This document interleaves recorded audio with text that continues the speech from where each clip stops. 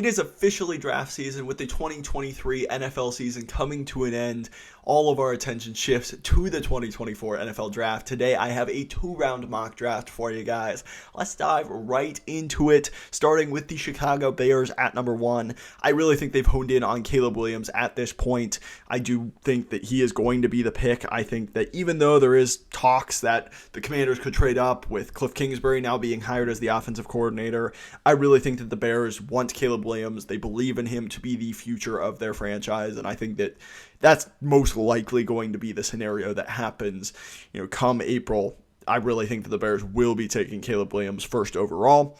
Number 2, I do think there could be a little bit of a shakeup. Drake May has long been the favorite for being the number 2 overall pick, and I certainly think that's still possible, but I think Jayden Daniels also has a very good chance of being in that conversation. Just the value of a dual threat quarterback is something that a lot of play callers and offensive coordinators really, really love the idea of. For Daniels, he had a prolific Heisman winning season. He's somebody that has shown a lot of success. There's been some inconsistencies on tape with Drake May, especially towards the end of the season. I still have Drake May rated higher, but this is not necessarily what I would do. I could totally see the Commanders falling in love with Jayden Daniels. With Cliff Kingsbury being the offensive coordinator, I could certainly see them going in that direction. At number 3, I think that makes it easy for the New England Patriots. I'm going to go with Drake May for them. I do think he should be in the conversation for a number 1 or 2 overall pick. I do think he is a really, really talented quarterback. I understand there are some inconsistencies. His bad tape isn't necessarily good. It is tough to look at times, but I think that can be said for all 3 of these guys. I think he does the best at attacking the middle of the field out of these 3 quarterbacks, but I don't think this is any consolation prize for the Patriots, the point being. I think Jerron Mayo absolutely wants to upgrade the quarterback spot. They just cannot go into next season with Mac Jones and Bailey Zappi being the quarterbacks next year. So I think that they likely will be in the quarterback market. If they really don't like one of these 3 guys, maybe they don't take them if the 2 they like goes in front. But for now, I would expect all 3 of these quarterbacks to be the first 3 picks in the draft. That at number 4 leaves us with an easy selection for the Cardinals, Marvin Harrison Jr. I think he's the best player in the draft. I think he's just so polished. He's so complete. He is just a true monster, and I think would be a great weapon for Kyler Murray. I think Murray's become a little bit underrated, and getting a player like Marvin Harrison Jr. I think could really unlock some of the potential of this offense, especially if they can fill out some of the other major holes on the roster that they do have. At number 5 for the Chargers, going to go with Joe Alt. I definitely think they could go with Neighbors. I think they could go with a Dunze, maybe even a corner like Terrion Arnold, Brock Bowers. But really where Harbaugh wants to win is in the trenches and with defense and being able to run the ball. And you don't really get a ton of value of taking wide receivers or corners when that's kind of your game plan. If you want to be able to win in the trenches, getting a guy like Joe Alt, who is just kind of the model of consistency, you can put him on the right side and replace Pipkins, who I don't think has been particularly good. I know a lot of Chargers fans are going to be probably upset with that selection, but I just think that right now, if we're predicting what will happen, I really think Harbaugh is going to fall in love with Joe Alt at number 5. Then at 6 for the Giants, all 3 of the quarterbacks I think are worth this selection are off the board. I definitely think J.J. McCarthy could be in play, but I do think they also desperately need a receiver. Neighbors makes a ton of sense, but I actually am going to go with a Dunze here. I think they do need some size.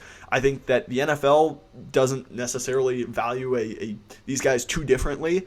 Personally, I think Neighbors is better, but I do think that Odunze is a top 10 caliber of player, and they need size in that wide receiver room. Odunze is more of that traditional, prototypical contested catch wide receiver, and the Giants really don't have that in their current room with Wan'Dale Robinson, Jalen Hyatt, Slayton, guys like that.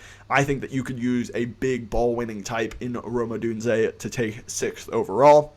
Then at 7 for the Titans, this is actually going to be our first trade of this draft. And I do think there are going to be a lot of quarterback-needy teams, especially within that Vikings, Broncos, Raiders selection there, as well as the Falcons. I think somebody would want to jump up and maybe take a quarterback before the Falcons have a chance to do so. And so I'm going to have the Vikings trading 11 and 42 to come up to 7, as well as getting 141 back as well. I just think that for the Vikings, you got to go get your quarterback of the future. Kirk Cousins, not a long-term answer. For the Titans, I think you can definitely trade back and still get one of those guys that you really like, accumulate more capital with a first-year head coach. I think that makes a lot of sense. And then for the Vikings, I do think that J.J. McCarthy is going to be a top 10 to 12 selection. I think the NFL really loves his traits, his big arm. He wasn't asked to use it a lot, but he has a big arm with some good velocity. He has decent processing and accuracy. He just doesn't have a lot of big plays on tape. He doesn't have a lot of taking over games and being asked to really be the focal part of that offense.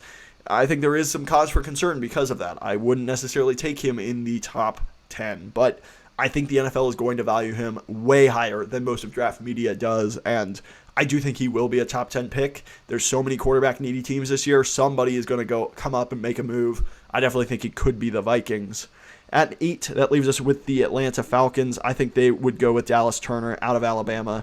He's just a pure athlete at that edge rusher position. They've needed somebody like that for a long time. Raheem Morris, the head coach, I think is going to want some pure speed, athleticism off the edge, and Dallas Turner is absolutely the guy that can give you that in this draft class. The speed to power, the raw athleticism, the ability to win the edge. That's something the Falcons have needed for a long time, and I think Turner could absolutely provide that.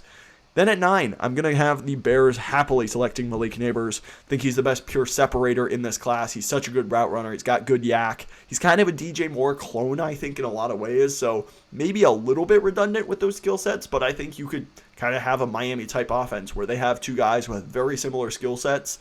Both of these guys are great separators, the ability to run routes, get yards after catch. I think that's going to be very, very valuable for Caleb Williams. Just having easy reads, having wide receivers that can turn short gains into big gains. I think that's going to be huge for Williams and this offense. Then at 10, we have the Jets going to go with Olu Fashanu out of Penn State. I think the best pure pass protector in this class. I think there are some concerns about his nastiness in the running game and his ability to move guys off the ball, survive power, but if you are looking to keep Aaron Rodgers upright this year, which should be priority 1 for the Jets, I think Olu Fashanu makes a ton of sense, and they would be very, very happy to get him at pick number 10. That then takes us to the Tennessee Titans pick, where they did trade down to pick number 11. I'm going to have them taking Talise Fuaga happily at pick number 11. I think getting some nastiness on that offensive line is going to be big for them. Just bring over Bill Callahan from the Browns, who is great at developing offensive linemen. I think Fuaga can be a great right tackle or an all-pro guard. I think really you just want to get some guys on that offensive line, help out Will Levis. Fuaga could be a great pick for them. Then for the Broncos, I think you could take quarterback here, but I don't know that Nix or Penix is really moving the needle right now for the Broncos. I'm going to go with Terrion Arnold out of Alabama. I think there's a very good chance he is the first corner off the board, and I do think that he has some really good traits. He's super young, had a lot of ball production this past year. I do think that there are some inconsistencies on tape, but for him, he can be a corner 2 behind Pat Surtain. Really isn't going to have to go up against number 1 wide receivers consistently. I think it's kind of like his situation at Alabama, where he wasn't asked to be the number 1 corner all the time because Kool-Aid McKinstry was there, but Arnold was able to take advantage of quarterbacks trying to throw at him a lot more. He had great ball production, was really good, and at a very young age, that's something that you want to bet on if you are the Broncos. For pick 13 for the Raiders, I definitely think that this is one that could pick up a lot of steam. Byron Murphy, I do think, is going to be a top 20 pick. His just ability to two-gap as a nose tackle, his pass rushing prowess, his ability to shed double teams and make plays, I think is really impressive. And for the Raiders, I think that they need somebody on the interior. Pair him with Max Crosby, with Tyree Wilson, who you drafted last year. That's the makings of a really fun defense that can get after the passer, stop the run, things like that. And I know they want to address the corner. I know that they need a quarterback most likely, but I think Murphy makes a ton of sense for them. And then at 14, Laiatu Latu, going to be the pick for the Saints. Just seems to fit the mold of what the Saints would want. He's somebody with long arms. He's super polished. He's a little bit bigger at the edge rusher spot. As long as the medicals check out, he is going to be my edge 1 in this class just because I love the polish, the counters, the ability to set up offensive tackles and win in a variety of ways. I just really like Laiatu Latu, and I do think that he would be a very nice find for the Saints at number 14. That leaves us the Colts at 15. I've had Brock Bowers going to them many times. I could certainly see them going in that direction. But just for the sake of mixing it up, I do think that they could go with Quinyon Mitchell out of Toledo. He had a fantastic Senior Bowl. He's somebody that has a lot of high-end traits. A lot of people wanted to see him against good competition at the Senior Bowl, and he really kind of shined. He was likely the best player in all of the practices, and so he was shut down for a couple of days, just did his job, and I definitely think boosted his draft stock in a huge way.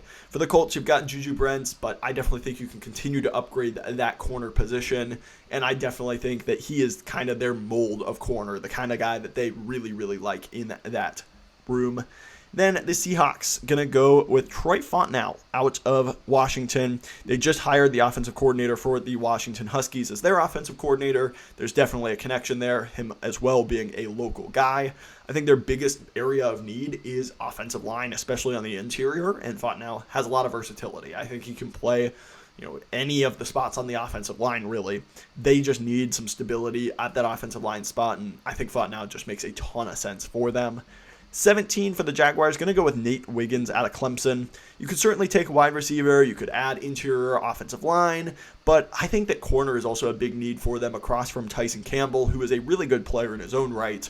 Nate Wiggins, I think, is the best pure cover corner in this class. And I think pairing the two of them together would be awesome.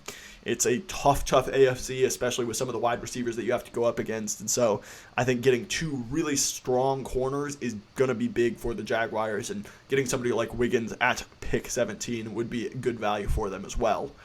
At 18 for the Bengals, I am going to go with Brock Bowers. I think they're one of the few teams that does have the ability to take maybe a non-premium position in the first round. They certainly have their holes. They could certainly address interior offensive line. They definitely could use another tackle. But I think if Brock Bowers is on the board, he is just simply too good to pass up. I do think he will be a top 5 player for me in this draft, regardless of position. So really, he's just falling because you don't necessarily know how he's going to translate into the NFL as a tight end, how productive he'll be. I think he's going to be probably 6'3", 235, so he's going to be small for a tight end as well. But he is just truly a dynamic playmaker. I think he works really hard in the running game as a blocker as well, so I think that would be a good pick for the Bengals as well. At 19, going to go with Jared Verse out of Florida State.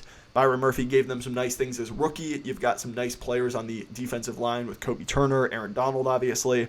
Getting a heavy-handed pass rusher who has some technique and definitely can be a force in the running game, I think would be really good for them. Jared Verse is definitely that kind of player, and I think it just makes a ton of sense to plug him in next to those other guys and allow him to be a great run defender from day one and have a lot of ability to have one-on-one situations as a pass rusher where he, I think, can be very successful. At pick 20 for the Pittsburgh Steelers, I am going to go with Amarius Mims out of Georgia. Mims is just kind of a big question mark, really only had 8 career starts at Georgia before declaring for the draft, and you just don't necessarily know what you're going to get with him. He has so much pure talent. You can definitely see there's inconsistencies in his tape, but I think a lot of that is just he hasn't played a lot. And I think that if you're going based on pure talent, this guy could absolutely be a steal at pick 20. You already have that Georgia offensive tackle connection taking Broderick Jones last year as well. I think plugging those two guys on the bookends of your offensive line, that's going to be a recipe for success for this Steelers team, especially within that Arthur Smith offense that wants to run the ball and get really good in the trenches as well. Then for the Dolphins at pick 21, I'm going to go with Jackson Powers-Johnson out of Oregon. He helped his stock big time at the Senior Bowl as well. I do think that he is somebody that could be really good on the interior of that offensive line. The Dolphins are losing potentially all 3 starters on the interior there due to free agency. So I think Jackson Powers-Johnson can play any of the 3 spots on the interior. He is somebody that I do think will be a first-round pick, and the Dolphins would run to snatch him up at pick 21. At 22 for the Philadelphia Eagles, I'm going to go with Kool-Aid McKinstry out of Alabama. I know that they could certainly look to address defensive line. Hassan Reddick may or may not be on the way out. You also could use some, a variety of different spots, but I think corner is a massive need for them. James Bradbury was awful this past year. I know that they have Keely Ringo. You've got some other guys back there, but I don't think any of them are nearly as talented as Kool-Aid McKinstry. I think he would be a huge value pick for them at pick 22 here, and it just makes a lot of sense for them to address that position. At 23, I got Jerzon Newton going to Houston. I do think that he is going to be well worth this pick. He's somebody I will definitely have a higher grade on than pick number 23, so a good value in my opinion for the Texans. I think DeMeco Ryans will get the most out of him. The interior presence, getting somebody that can rush the passer on the interior is so invaluable in today's NFL. if you get Will Anderson, hopefully you are able to re-sign Grenard and then get somebody like Jazon Newton. That is a tough defensive line to face. Next up, pick 24 for the Dallas Cowboys. I am going to have them selecting Tyler Guyton out of Oklahoma, perhaps the most athletic offensive tackle in the draft this year. He just has a lot of ability to move in space and really cut off the angles for defensive linemen. I think he helped himself majorly at the Senior Bowl as well, and he's somebody that may be a little bit raw, but the Cowboys have had great success at developing raw offensive linemen, somebody like Tyler Smith, who I think was very raw coming out, and they've turned him into a fantastic player. With Tyron Smith at left tackle, getting up there in age, being a free agent, I definitely think they could address the tackle spot. Terrence Steele hasn't been great as well, so I definitely think this would be a big pick for the Cowboys on that offensive line, and I think he would probably be pretty good there based on the Cowboys' track record of developing offensive linemen.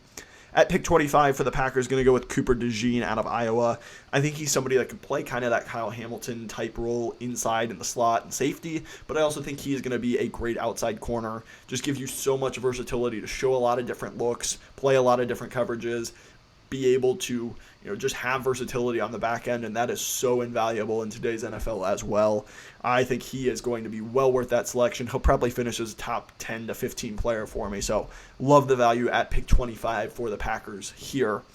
At 26 for the Buccaneers, I'm going to go with Chop Robinson. He's somebody that just provides so much juice and athleticism off the edge. I think that's something the Buccaneers do need. You have Shaq Barrett, who's getting up there in age. Joe Tryon-Shoyinka really hasn't turned into the player you hoped for. I think you need to bring some juice and athleticism into that room, and you really can't get a better first step and ability to turn the corner than Chop Robinson. He needs to develop some of his technique a little bit further. He needs to get a little bit better at not simply out-athleting guys, because he's not going to be able to do that in the NFL as much, but I definitely think that he could provide some much-needed juice into that edge room there for the Buccaneers. At pick 27, we are having a trade. I'm going to have the New York Giants moving up, giving up 39 and 70. And the Cardinals giving up 27 and 137. For the Cardinals, I think this just makes sense. You've got a lot of holes on your roster. You don't necessarily need to select somebody at the end of round one. You can move back 12 spots, get an extra third-round pick. I think that would be very valuable for them, since this is their second selection in round one anyway. And for the Giants, I think you're going to have to move up and get your quarterback. I think that's going to be Bo Nix. You do want to get the fifth-year option on a quarterback if you do believe in him. I think Nix is a higher floor type of player. He may not have the biggest ceiling, but he's accurate. He's a good decision maker. He takes care of the football. He is a decent athlete as well. I don't know that I would take him in the first round necessarily, but I do think that there are going to be a ton of quarterback-needy teams, and I think that somebody like Nix or Penix will likely go at the end of round one, likely due to a trade up. So it wouldn't surprise me at all if some team like the Giants or the Falcons does get aggressive and try to move up for Nix at pick 27 here. For the Bills at 28, it's got Brian Thomas Jr. out of LSU. I think he's just the better version of Gabe Davis. Davis is a free agent, really hasn't turned into the player that the Bills hoped he could be. And I think that just with Josh Allen's deep ball and Brian Thomas's vertical skill set, that would just be a match made in heaven for both the player and the team as well. That just makes way too much sense to pair these two together. I just love that pick at 28 for them. At 29, I do think another Senior Bowl riser will be in play. Darius Robinson out of Missouri. He's somebody that played at 280, 290 pounds at Missouri, but switched to edge rusher. He has played on the interior before. He just plays with a lot of tenacity. He's somebody that I do think could sneak his way into the end of round one based on how some people are talking about him recently. And he just fits kind of that Dan Campbell mentality. You get him and Aiden Hutchinson along with some of their other pass rushers and versatility they have on that defensive line. I really like a lot of their ability to get after the passer, and I think Robinson could be a nice piece of that. You could certainly upgrade corner. You could certainly upgrade, wide receiver or interior offensive line. I think there are other areas that the Lions can and may need to address, but I think Robinson just screams a Dan Campbell kind of guy. At 30 for the Ravens, I think they'd be thrilled to get J.C. Latham here. They have long loved Alabama players. I think that he would be a very natural player to replace Morgan Moses at the end of next year when his deal comes up. I think Moses is a good player right now, but he's getting up there in age, and I do think that you need a long-term replacement at tackle. Also, Ronnie Stanley has suffered with injuries pretty much every single year of his career. Getting more insurance at tackle is going to be very important, and Latham's 360 pounds. I certainly think you can move him into guard for the time being while you wait for Moses to retire or move on. So I think that Latham pick makes a ton of sense for the Ravens. At pick 31 for the 49ers, going to go with Ennis Rakestraw out of Missouri. They need to add another corner opposite of Charvarius Ward. I do think that they need some help in that secondary, and Rakestraw is a player that has dealt with some injuries, but he's a really nice, athletic, zone type of corner. I really like his ability. I do think he can play man-to-man coverage as well, but I think that he makes a lot of sense. I could see him sneaking into the end of round 1. And then at pick 32 for the Kansas City Chiefs, going to go Troy Franklin. I just think that makes a ton of sense. He's that downfield type of weapon that I think Mahomes could really do very, very well with. And I think Franklin is going to be a very nice player, especially within that Kansas City offense. I think he could be really, really nice for them. Continuing to add more receiving threats, I think, is going to be priority number 1 for Kansas City as well, coming off that Super Bowl win. Then at pick 33 for the Carolina Panthers, their first pick of this draft. Gonna definitely need to add playmakers around Bryce Young, and I'm gonna go with Adonai Mitchell out of Texas. I think he's gonna be a big need for them, and just continuing to add red zone threats, guys that can separate, guys that can be ball winners for Bryce Young, I think is gonna be so important to continuing to get him developed. I think that maybe the Panthers could see a little bit of Mike Evans in Adonai Mitchell, and gonna go with him at 33 for the Panthers there. At 34, I think that the Patriots, already took a quarterback. They're going to look to upgrade the offensive line. I'm going to go with Graham Barton out of Duke. Barton is a player that can play all 5 positions on the offensive line, I think. I don't necessarily know that he's going to be able to be an all-pro tackle just because I do think he has shorter arms. I don't think he's the most agile in space, but I think you could play him at tackle and certainly see if he's able to play there. I do think he is going to be a very, very good interior player, if not. So just continuing to add versatility to that offensive line, I think will be big for the Patriots. Then at pick 35 for the Arizona Cardinals, they traded back previously. I'm going to go with Kamari Lassiter out of Georgia, a guy I am super high on. Maybe not the best athlete, but I just love his ability to be sticky in coverage. He just understands guys' routes. The mental part of his game is so good, and I just absolutely love that pick, that player for the Cardinals here. I just really think that he would be a great fit in that Jonathan Gannon defense as well. Then at pick 36 for the Washington Commanders, we have Chris Braswell out of Alabama. He's somebody that has a really nice athletic profile. He's got some strength to his game, speed to power. I definitely think you'd like to continue to see some pass rush moves develop for him, but after losing both Sweat and Chase Young due to trades at the end of the year, you gotta add some pass rushers. You got Jayden Daniels. Now go ahead and get Chris Braswell out of Alabama in the second round here. Then for the Chargers at 37, they took Trenches in the first round. I think they go Trenches again, continuing to add, this time to the defense. I think Chris Jenkins, it's the Jim Harbaugh Michigan connection. Jenkins was somebody I think was very well loved and respected within the program. They have needed an interior presence, somebody that can stop the run on that Chargers team, and I just think that fit makes a ton of sense for the Chargers at 37 there. Then at pick 38, I'm going to go with Ladd McConkey out of Georgia. For the Titans, they need guys that can be separators. They need guys that can get open for Levis. You already got Talise Fuaga. Getting somebody like Ladd McConkey, who I do think is a little bit underrated. He's not necessarily, the most physically imposing guy. He's not very tall. He's not the fastest dude, but he's a great route runner. I think his speed is a little bit underrated. People think he is just that slot guy, and I think he can be a true Z receiver. He's maybe not winning a bunch of contested catches, but I still think he's got some ability to really separate and be a nice player for the Titans at 38. Then at 39 for the Cardinals back up, this is the Giants pick. Going to go with Braylon Trice out of Washington. I think a trio of Marvin Harrison Jr., Kamari Lassiter, and Braylon Trice would be a great haul for the Cardinals. Trice is just somebody, he doesn't have a lot of bend, but he has a lot of production. He has a lot of smarts. He is a high motor, high effort type of player. Somebody that I think Gannon and the Cardinals would absolutely appreciate on that defensive line. At pick number 40 for the Washington Commanders, we got Braswell, we got Jayden Daniels. Let's get Daniels some protection with Jordan Morgan. I think he's probably going to be a guard at the next level. I don't know that he moves in space well enough to be a tackle, but I think he could be somebody that you try at tackle, maybe he fails at tackle, and then you move him into guard, and he's really successful. So regardless, they need help on the offensive line. They need to get better in that spot. I could absolutely see them going with Jordan Morgan at pick number 40. At pick 41 for the Green Bay Packers, I'm going to go with Dominic Puny out of Kansas, somebody that showed a ton of versatility at the Senior Bowl, had a lot of good reps at center. I think he can play on the interior. He's listed as an offensive tackle. I don't know that he'll play offensive tackle, but the Packers are another organization that love versatility in their offensive line, love guys that they can develop and turn into really good players, and I think Puny could absolutely be that player for them. I think he just provides a lot of versatility, a lot of upside for this Packers offensive line to develop. At pick 42 for the Tennessee Titans, going to go with TJ Tampa out of Iowa State. I think they can continue to add to the corner room.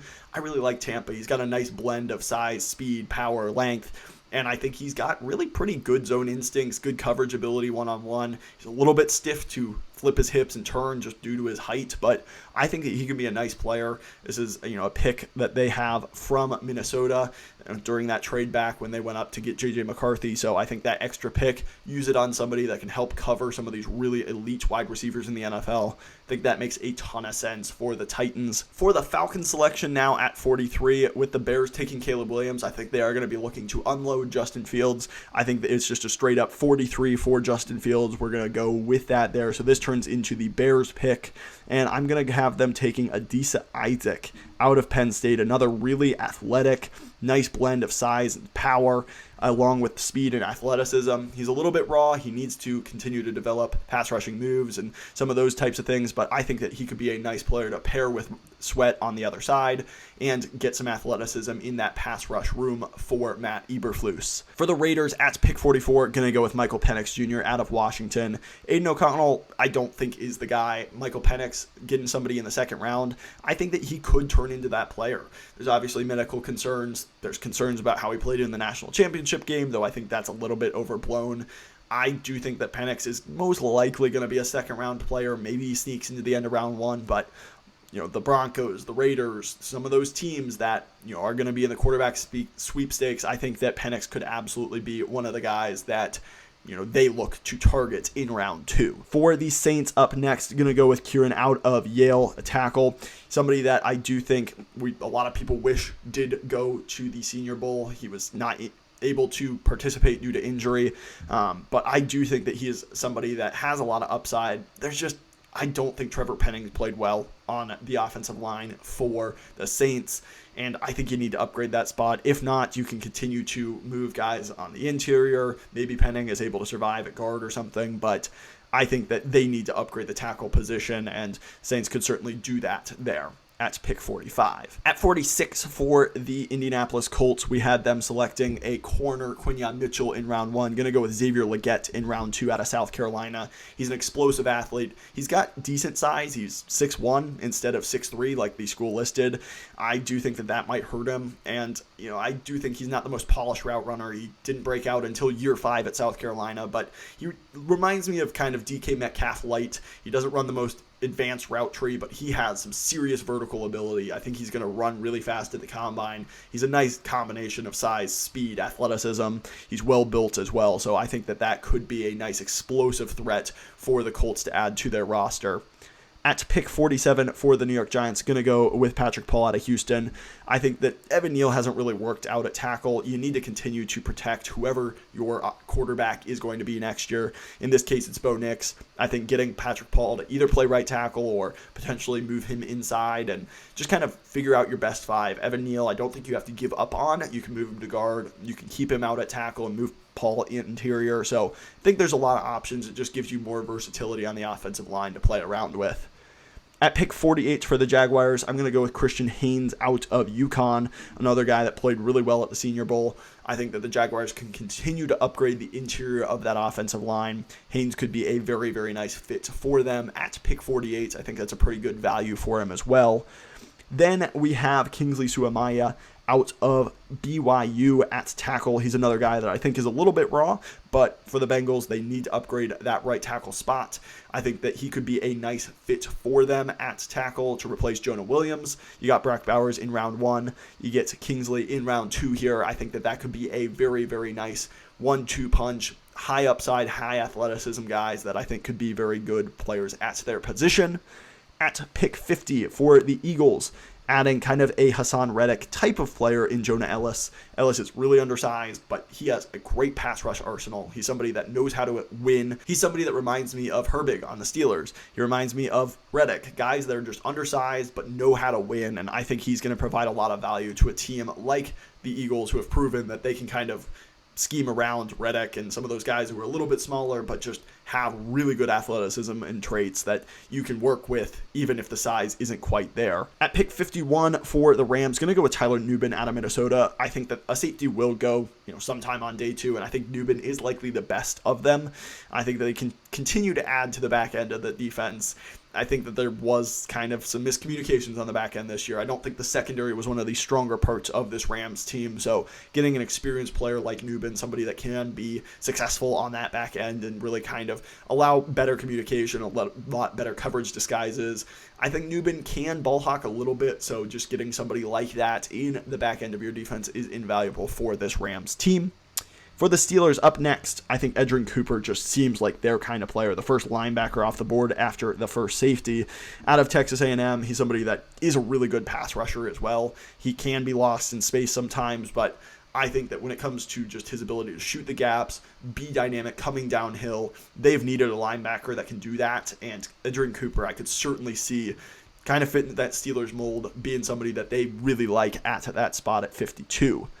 At 53 for the Dolphins, going to be kind of a completely opposite receiver of what they're used to. Going to go with Keon Coleman. They have Waddle, they have Tyreek Hill. They need some size. They need a guy that can come down with big catches, contested catches downfield. They've already got the separation. Now this is kind of a more niche role, a red zone threat, a guy that can just be somebody that Tua throws it up to and has some success coming down with contested catches. I think that there are big concerns about Keon Coleman's separation ability. He went from being a consensus top 15 type of player in this draft process to more people getting eyes on him and him likely being a second round pick in my opinion at this point. So I think Coleman makes a lot of sense to just kind of bring a different type of wide receiver to that Dolphins receiving room. At 54 for the Eagles, I'm going to go with Dylan Polk out of Washington.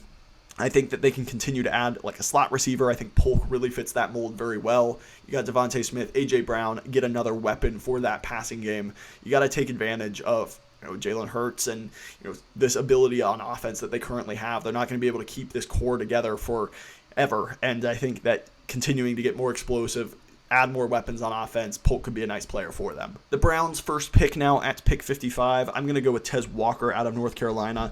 Had some major drop issues in the Senior Bowl that I think kind of killed the first round buzz on him, but he's still a nice deep threat. He's somebody that can track the ball well, and when he catches it, which I don't think was a major issue on tape, he is an explosive playmaker. He's somebody that I do think can be a really nice fit within this Browns offense. Mari Cooper's that nice X receiver. You get Tez Walker to be the Z receiver. I think that can help open up this passing game for Watson and this offense. At pick 56 for the Dallas Cowboys, somebody that I just think fits the Cowboys really well, Xavier Worthy out of Texas. He's a true speedster. He is skinny, but I think he can be that deep threat. You get CeeDee Lamb, you get Xavier Worthy. I don't think that Gallup's been the same player after coming back from the injury, so getting just another weapon for Dak Prescott, somebody that can truly take the top off a defense, I think Worthy could be a really nice fit, and you kind of keep him local as well. I like that landing spot for Worthy. For the Packers, I am going to go with a running back. They love to run the football. There's a couple of different ones they could go with, but I think Trey Benson just makes a lot of sense for them. He's a guy that just does not go down easily on first contact.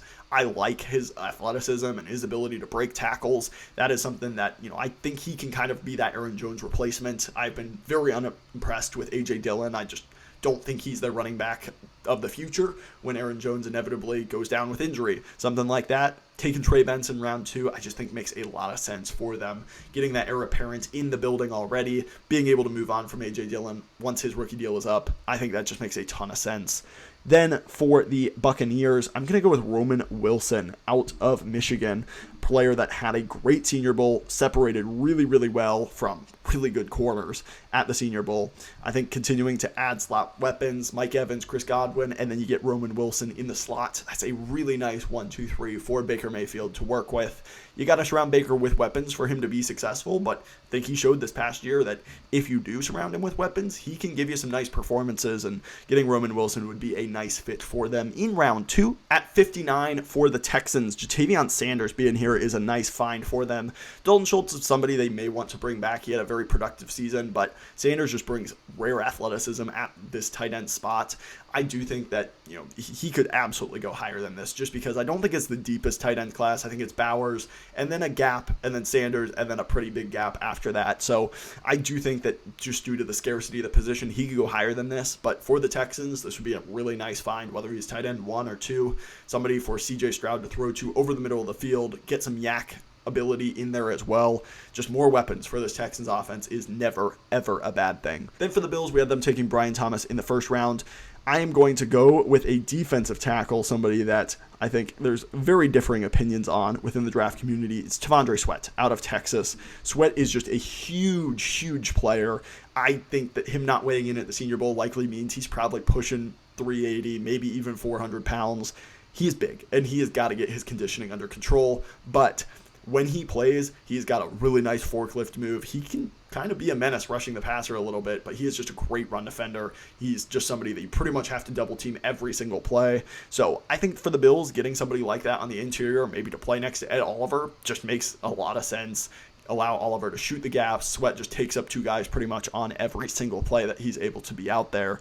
Then another player that, they've already addressed the defensive line, but Braden Fisk is just simply a Dan Campbell dude. This guy runs harder than anyone I've scouted pretty much this entire cycle. He is just somebody that runs so hard. He's constantly looking to make plays. He's constantly looking to get a lot of pressure, and he's not necessarily the most technically gifted guy. He's a fifth-year player, but he plays with so much heart, so much motor. He has been pretty productive as well in the running game especially. So obviously, going defensive line seems like it wouldn't happen for the Lions. They would likely add a corner, but just with how the board fell, I just love this fit for the Lions at pick 61. For the Ravens at 62, I'm going to go with Blake Corum out of Michigan. I think they need to add a running back. J.K. Dobbins just has not proven to stay healthy. Once again, it's kind of that Michigan guy. Obviously, John Harbaugh didn't coach at Michigan, but I think he takes a lot from his brother as far as the character of these guys. And Corum just makes a ton of sense to fill in that backfield and really be a nice player for them, add another piece. Then for the 49ers, I'm going to go with Zach Frazier out of West Virginia. I think that they can continue to add to the interior of that offensive line. I do think that has been a problem for them, and being able to get somebody like Zach Frazier in that room would be very, very nice for them, and somebody that could just solidify the offensive line a little bit more. And then for the Chiefs, I'm going to go with Brandon Dorlus out of Oregon. He's like 270 pounds, so he's kind of the hybrid edge rusher, interior type of player, but I think he's a really nice penetrating 3-tech that you can kick in, play next to Chris Jones if they're able to re-sign him. I think that'd be a really nice fit on that defensive line. That's going to do it for my 2-round mock draft. Let me know what you think in the comments down below. Who do you want your favorite team to draft? It's officially draft season, so if you like content just like this, please hit that subscribe button down below. While you're down there, hit the like button as well. It's just a free and easy way to support the channel. Let me know that you like this kind of content and pushes it out to other NFL and NFL draft fans just like you. Thank you so much for watching. I will catch you in the next one.